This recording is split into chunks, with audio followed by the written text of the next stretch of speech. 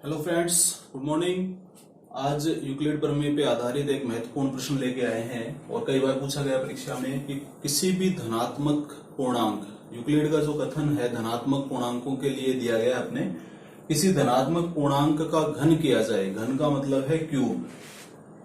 कि किसी भी धनात्मक पूर्णांक का यदि हम क्यूब करें तो जो क्यूब हमें प्राप्त होता है वो या तो 9q प्लस 1 या 9q प्लस 8 इनमें से किसी एक रूप में होता है। और q का मतलब है यहाँ पर कोई धनात्मक पूर्णांक, यानी जो क्यूब हमें प्राप्त होगा वह या तो 9q रूप में लिखा जा सकता है। 9q का मतलब है कि 9 गुणा कोई धनात्मक पूर्णांक, 9q प्लस 1 रूप में यानी 9 गुणा धनात्मक पूर्णांक प्लस 1, या 9q प्लस 8 यानी 9 गुणा धनात्मक पूर्णांक प्लस 8 के रूप में। जैसे अपन एक संख्या ले लें, फॉर एग्जाम्पल जैसे मैंने लिया 7, तो 7 गुणा 7 गुणा 7 कि 7 को 3 बार अपन ने गुणा किया तो 7 7 49 और 7 किया तो 9 7 63, 728 और 343, 7 का क्यूब 343। अब 343 में या तो आपको 9 गुणा क्यू रूप में मिलेगा या 9q प्लस 1 रूप में मिलेगा या 9q प्लस 8 रूप में। जैसे अपन इसको 9 से भाग दें, 343 को मैंने 9 से भाग दिया तो ये अपने को मिल गया 9 तिये 27, 73, 9 8 72 और 1। तो एक तरीके से 343 को मैं लिख सकता हूं 9 गुणा 38 प्लस 1। तो ये रूप मिल गए मेरे को कि 9q प्लस 1। यहां पर q का काम 38 कर रहा है, तो 7 का क्यूब है वो दूसरे रूप में मेरे को मिला है 9q प्लस 1। इसे हमें प्रत्येक धनात्मक पूर्णांक के लिए सिद्ध करना है, क्योंकि सभी के लिए तो अपन ऐसे सिद्ध नहीं कर सकते। तो यूक्लिड प्रमेय इसमें हम काम में लेंगे। यूक्लिड प्रमेय कल हमने की थी कि a और b कोई भी दो धनात्मक हमारे पास में पूर्णांक है तो हम लिखते हैं कि a बराबर bq प्लस r, जहां r जो है या तो 0 से बड़ा होगा, 0 के बराबर होगा, लेकिन b से छोटा होगा। ये यूक्लिड प्रमेय का कथन कल हमने किया था। यहां पर धनात्मक संख्या अपन ले लेते हैं कि धनात्मक संख्या है कोई, उसको नाम दे दिया मैंने m। हमें 3 चीजें दिखानी है, तो m में 3 से भाग देने पर, m के अंदर यदि मैं 3 का भाग दूं तो यूक्लिड जो कथन है, यूक्लिड प्रमेय से शेषफल क्या क्या मिलेंगे अपने को। r के मान, r आपका 0 हो सकता है, 1 हो सकता है और 2 हो सकता है, क्योंकि अभी मैंने लिखा कि a equal to B Q plus R, जहां पे r धनात्मक है, 0 से बड़ा है, लेकिन b से छोटा रहेगा। तो यहां पर b का काम किससे करवा रहे हैं अपन, 3 से। तो यूक्लिड प्रमेय m और 3 के लिए जब मैंने काम में ली तो शेषफल या तो 0 होगा या 1 होगा या 2 होगा।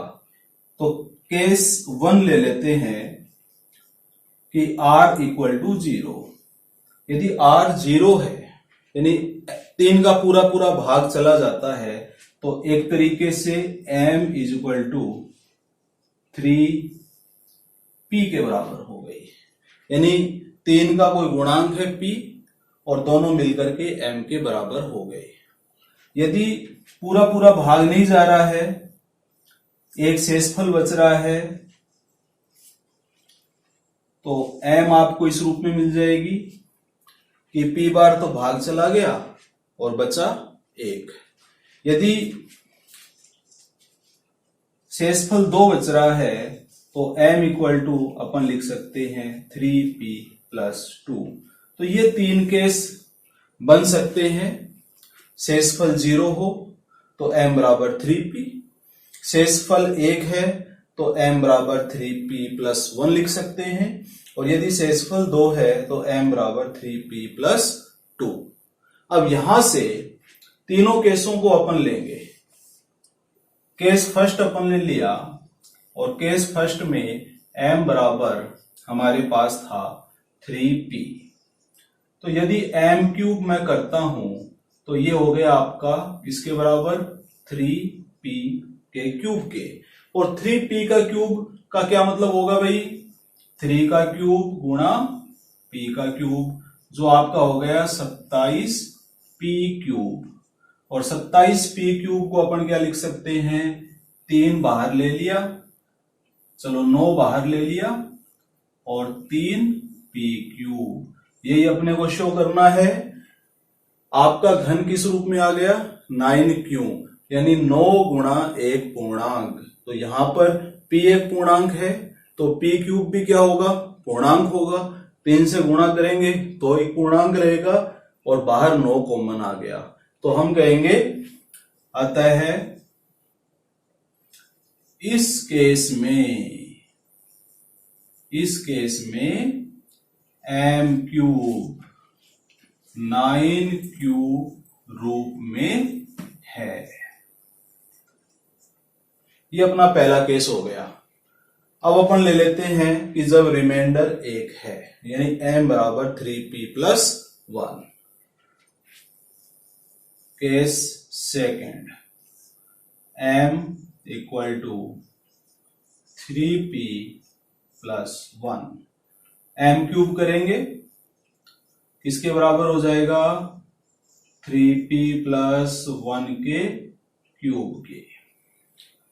3p प्लस 1 का क्यूब, इसको हम खोलेंगे सूत्र की सहायता से। सूत्र है हमारा a प्लस बी क्यूब, जो किसके बराबर हो जाता है, a cube plus 3a square b, 3a b square और plus b cube.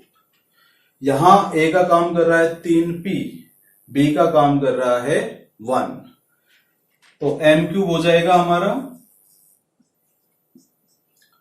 a cube, यानी कि 3p का क्यूब प्लस 3a स्क्वायर की जगह 3p का स्क्वायर, b का मतलब 1 प्लस 3a की जगह आ जाएगा 3p, b स्क्वायर 1 और प्लस 1। खोल लेंगे, ये आपका हो जाएगा 27p क्यूब, ये हो जाएगा 27, 9 बाहर आ जाएगा और ये हो जाएगा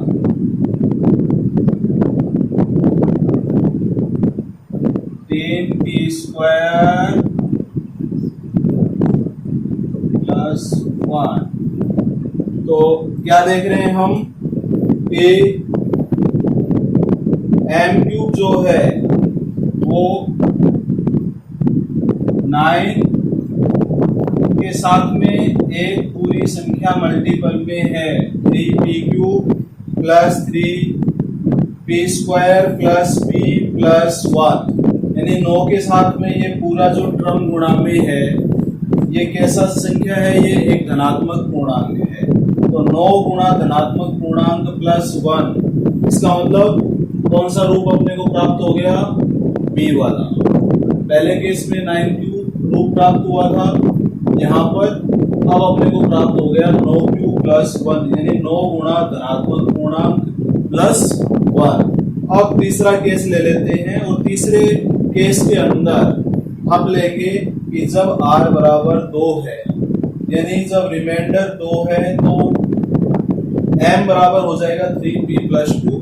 और इस केस में जब हम घन करेंगे संख्या का, तो हमें ये रूप प्राप्त होगा 9 क्यूब प्लस 8 रूप में। यही अपने को सिद्ध करना है। चलिए m इक्वल टू मैंने ले लिया 3b plus 2 m cube 3b plus 2 का होल क्यूब, ये a और ये हो गया b। ये वाला सूत्र रिपीट कर रहे हैं, m क्यूब हो जाएगा 3b cube 3b square into 2 plus 3b 2 square और plus 2 a cube plus 3a square b plus 3ab square plus b cube. हल कर लें, 27b क्यूब 3 9 9 27 दूनी 54 b स्क्वायर 3 9 3 9 चौक 36 b और प्लस 8। इन तीनों में से 9 मैंने बाहर ले लिया और बच गया 3b cube plus 6b square plus 4b plus 8। अब अपन जानते हैं p एक धनात्मक पूर्णांक है, इसलिए ये पूरी की पूरी जो राशि है ब्रैकेट के अंदर, ये भी क्या है, एक धनात्मक पूर्णांक है। इसलिए 9 गुणा धनात्मक पूर्णांक प्लस 8, 9 गुणा धनात्मक पूर्णांक प्लस 8, ये रूप अपने को प्राप्त हो गया, जो कि तीसरा रूप है। इसलिए यहाँ पर हमने ये सिद्ध कर दिया कि किसी भी धनात्मक पूर्णांक का यदि घन किया जाए तो या तो वो 9q रूप में प्राप्त होता है, या 9q प्लस 1 रूप में प्राप्त होता है, या 9q प्लस 8 रूप में प्राप्त होता है। तो फ्रेंड्स, ये एक बहुत इंपॉर्टेंट क्वेश्चन है जो सीबीएसई में, राजस्थान बोर्ड में, यूपी बोर्ड में बहुत बार पूछा गया है। इसको आप अच्छे से तैयार करेंगे और इस तरह के जो अन्य प्रश्न हैं उनको भी हम साथ साथ करते चलेंगे। धन्यवाद।